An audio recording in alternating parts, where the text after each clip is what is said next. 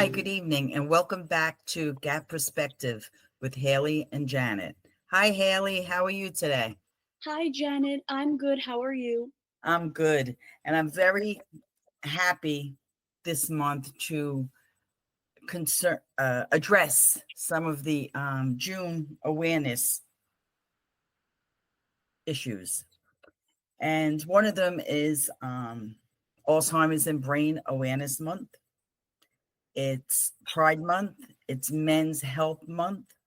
It is also National Safety Month, and it is recognized as Black Music Month and African American Music Appreciation Month. I'm sure there were a few others that I just don't know of. If anybody does know them, they're welcome to put them in the comments. Did I mention National PTSD Awareness Month? It's one of them also. And I think we'll start out with something that I know is close to Haley's heart, which is the Alzheimer's and Brain Awareness Month. And maybe she could give us some tips on what someone should look for if they're thinking that someone in their family might have a touch of dementia. And maybe she could help someone to notice a change in people's brain. Sometimes it's not so noticeable because people are smarter than we give them credit for, and they know how to compensate. When you ask them a question, they might just say, oh, yeah, oh, okay. They kind of know how to cover it up.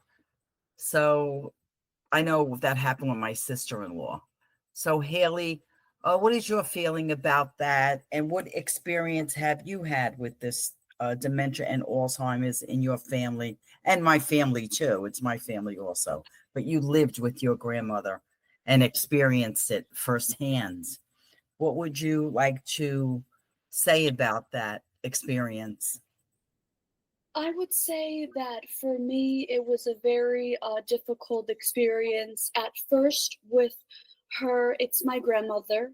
Um, I was kind of in denial at first. I didn't want to believe that she was going through some type of memory loss or anything like that. Like, I would like talk to my other family members like, no way, like it's not happening to her, like it can't be. I went through a denial period for sure.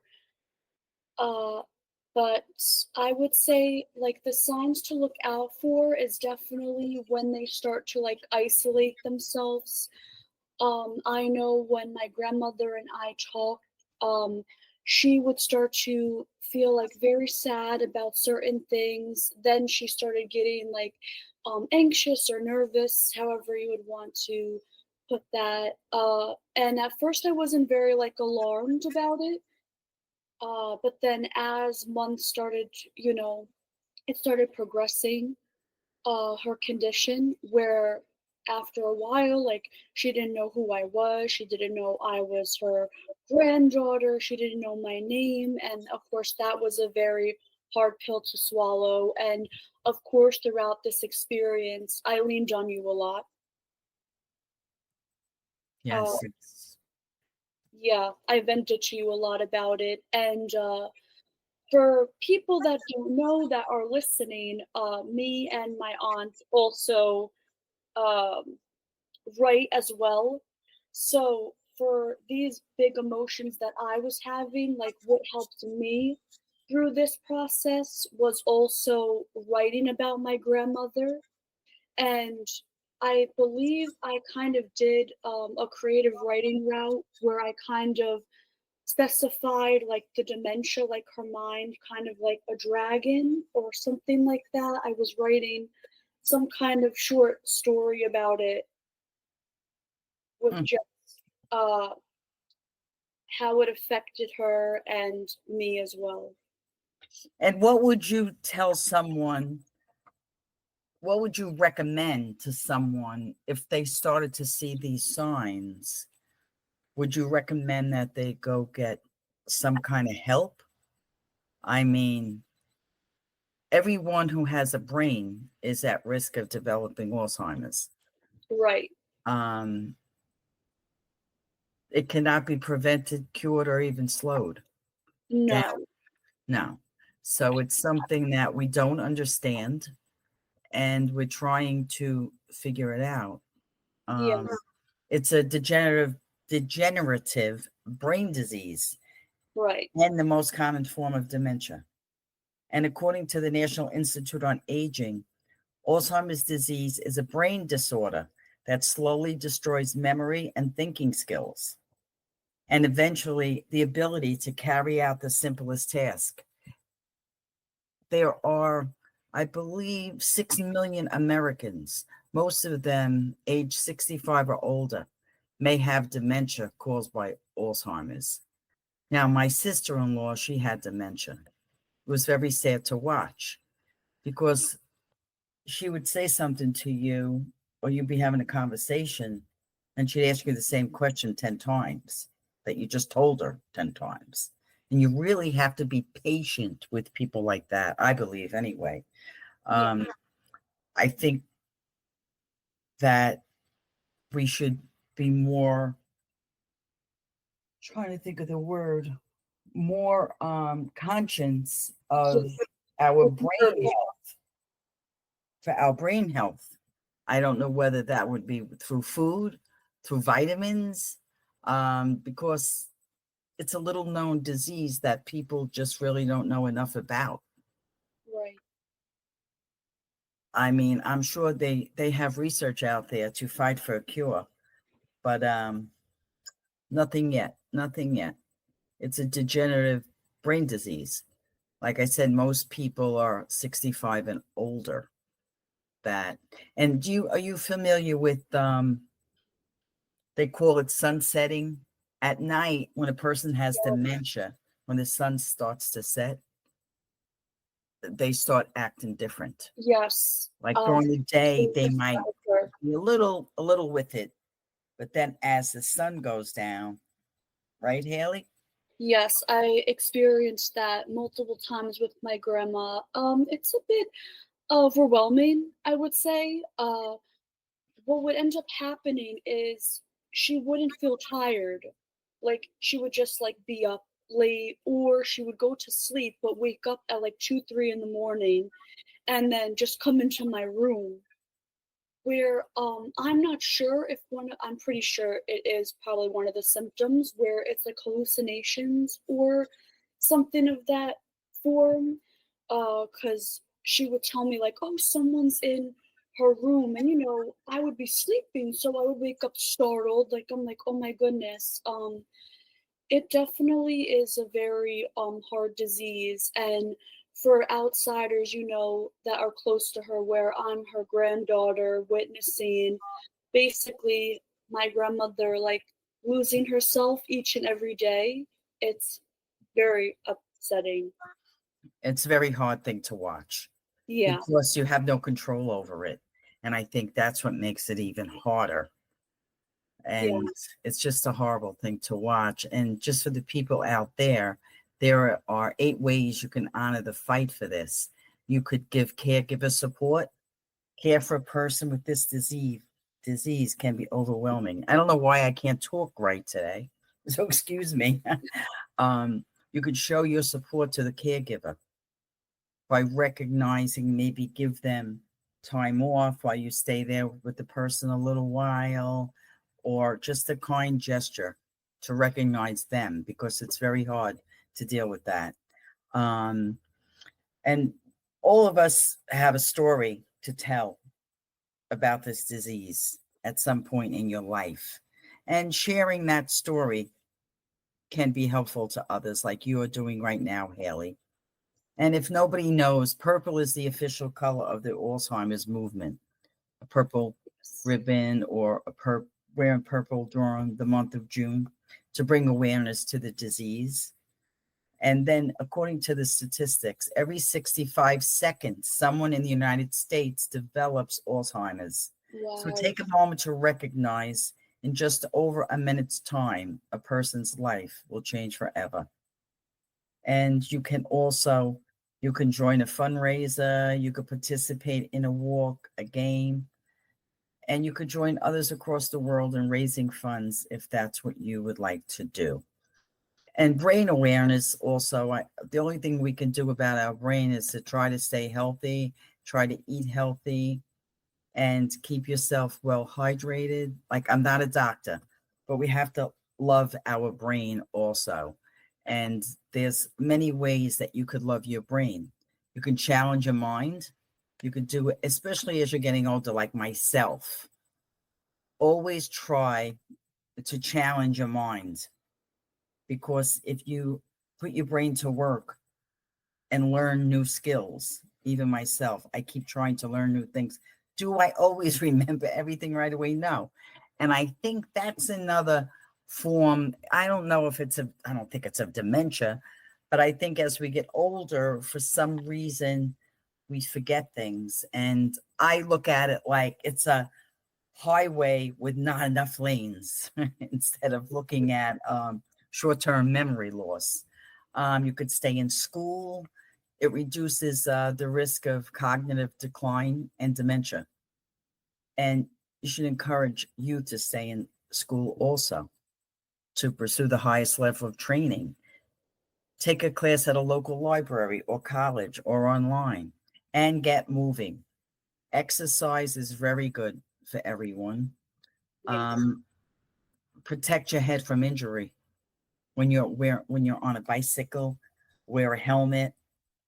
Protect yourself if you're playing sports. It could be tennis, it could be pickleball, it could be anything.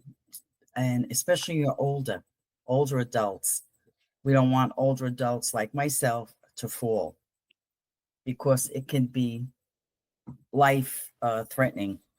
And of course, smoking is not good for your brain health. Smoking cigarettes. I'll admit, I'm a former smoker. 21 years I quit. Thank God I was able to. And try to keep your blood pressure in check. If you're older people and you're listening, healthy habits like eating right and physical activity can help too. So I think all of those things attribute to your brain health. Now, will this help with dementia or Alzheimer's? I don't know. So far, there haven't been studies that I have seen that do say that. They're still looking into all the studies for Alzheimer's and dementia. But we could try to maintain our brain the best we could for what we have control over. Right. Haley? Mhm. I also, when I was doing my own research with my grandmother as well, she didn't really have a very good diet. She ate a lot of sweets and things like that as well. And I know from my research, I feel like she didn't eat enough protein, like the red meat and chicken and things like that as well. Right. Okay. Well, I think from your grandmother's era, people were more. Remember, that's when TV dinners started to come out, and a lot of processed foods, canned foods, and things like that. So people were taking the easy route instead of cooking, just like today, a lot of people do too. They go to fast food places and they eat that food, which is okay occasionally, Right. everything in moderation. But and I think that was an era. They thought smoking was okay. They thought that drinking was okay. They thought that fast food was okay. They didn't really attribute anything until years and years later, when studies came out after eating all that for 50 years, they see the results now. Yeah. Um, yeah. So June is many months of awareness, many things. It's also, Haley, it's also Men's Health Awareness Month. So does your dad know that? I know that my sons don't know it and my husband don't know it. But we can make them aware if we could. Let them know they should be taking care of themselves also and their mental health. Because men, they don't want to recognize depression. They downplay any kind of signs and symptoms. They resist mental health treatment. I don't know, Haley. Your dad, who I know, is stubborn, like most men. Yeah. And what do you say about him if you told him it's Men's Mental Health Month? What would he say? It would also spread awareness to it, but him as an individual, he has never really gone through like any anxious moments or really any type of like depressive episodes or anything like that himself. But of course, he still understands it as well, Right. like what others go through. Yes, because men, they don't want to see that they have any obstacles, or they don't want anybody to knock them down. If you let things weigh on you heavy like that, that's when it turns into a mental illness. I think women, sometimes we chat, we talk to each other, we tell each other our problems. Men don't open up like that to each other. They talk about, cars, politics, whatever, sports. Yep. Yeah. They don't do that like we do. But according to the Illinois Department of Central Management Services, rates of male depression and suicide have risen dramatically in recent years. According to the American Foundation for Suicide Prevention, men are almost 4 times more likely to die by suicide than women. And more than 6 million men in the U.S. experience symptoms of depression every year. And a recent survey revealed that 49% of men felt more depressed than they admitted to the people in their lives. Because men attribute that to weakness. Yes. They think going to therapy is being weak. Social disapproval, they think they're weak. All kinds of things. It inhibits men from getting the help that they need. Yeah. So in this article, it says that men with depression often aren't recognized for several reasons. The failure to recognize it, they downplay the signs and the symptoms. They're reluctant to discuss anything about depression, and they resist mental health treatment. Yeah. Now, in this article, it says, notice the warning signs of depression. According to Families for Depression Awareness, signs of adult depression, which are changes from how the person usually is, may include talking very negatively or expressing hopelessness, acting without concern for others, abusing alcohol or drugs, withdrawing from family and friends, problems concentrating, making decisions, or remembering, suddenly talking about separation or divorce, complaining all the time of physical aches and pains, eating too little or too much, sleeping too much or too little. So some of the things that someone might look for in a male that are doing any of these things, they might want to keep an eye on it. Like I said, again, I'm reading this from an article from the Illinois Department of Central Management Services, and we are not doctors. We are just looking our at opinion. June Men's Health Awareness Month, and trying to help anyone that might be listening. What else do you have on that topic, Haley? You have anything?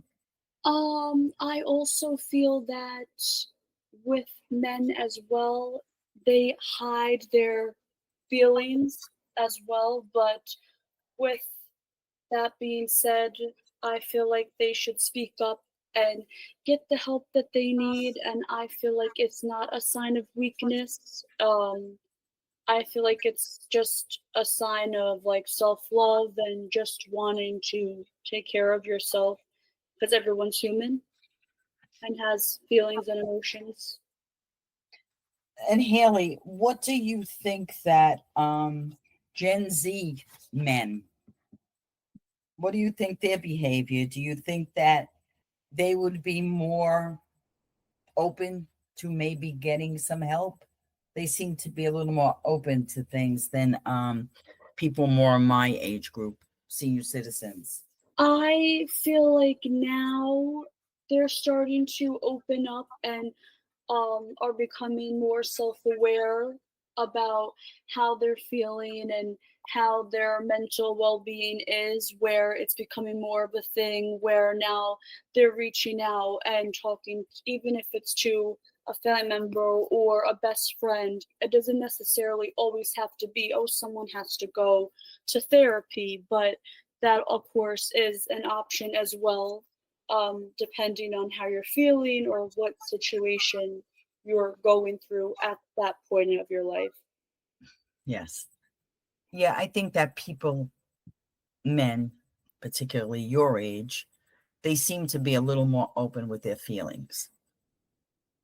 I feel like because now, since there's so many people speaking up about mental health and so many people trying to break the stigma around it, it's kind of starting to be lifted, and everyone is starting to see like it's okay to feel anxious. It's okay if you go through depression or anything like that. I feel like sometimes people view these things as negative things, and it shouldn't be as well.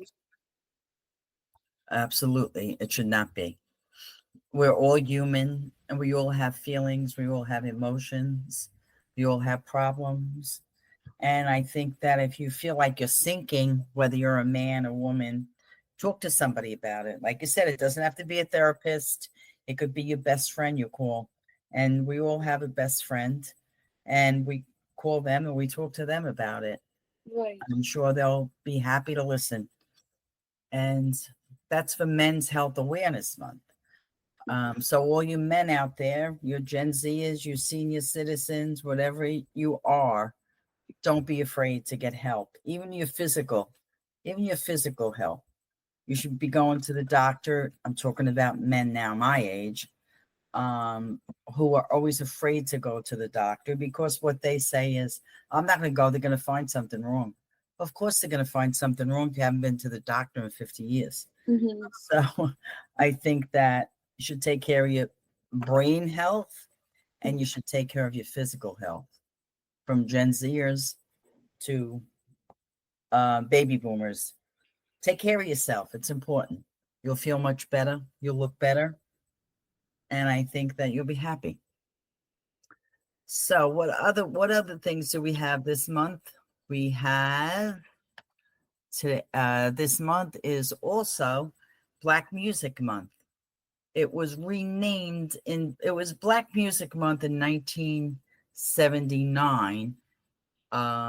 President Jimmy Carter designated June as Black Music Month. But it wasn't until 2000 when the presidential proclamation for the month was signed. President Obama in 2009 went on to rename the month from Black Music Month to its current name, African American Music Appreciation Month, which I love that music. And although it's been different times from Haley to my time, I loved, let's see. Well, first of all, I love all kinds of music, but I loved dancing. I love Billie Holiday. I loved all those music, swing music, Motown. I love them all. And I love to dance, and it changed my life, that music. And I still listen to it to this day, and I just absolutely love it. It's changed dramatically, though, from when I loved it. Haley, what is it now? I know it went from rap to what? What do you call Uh, Black music now? Still rap? Yes, No, I feel like there's still rap, hip hop, R&B. hip hop. That's what I was looking for. Hip hop. Hip hop, R&B, and there was jazz, there was swing, um, Disco. disco. Well, that was all different kind though. It was rap, hip hop, jazz, rhythm and blues, and swing, just to name a few. I mean, we've had some of the greats, to name just some. You have like I said, Billie Holiday, you have Michael Jackson, you have Whitney Houston, you have so many greats, so many. There's so many, you can't even name them all. But it's nice to recognize that month, which I've been listening to the music all month so far and dancing around. Yes. Yes, for sure. Nothing like it. Rhythm, the rhythm is terrific. And what else do we have for this month? We have, of course, Pride Month, which has also come a long way. I think there's some activities going on in New York City for Pride Month.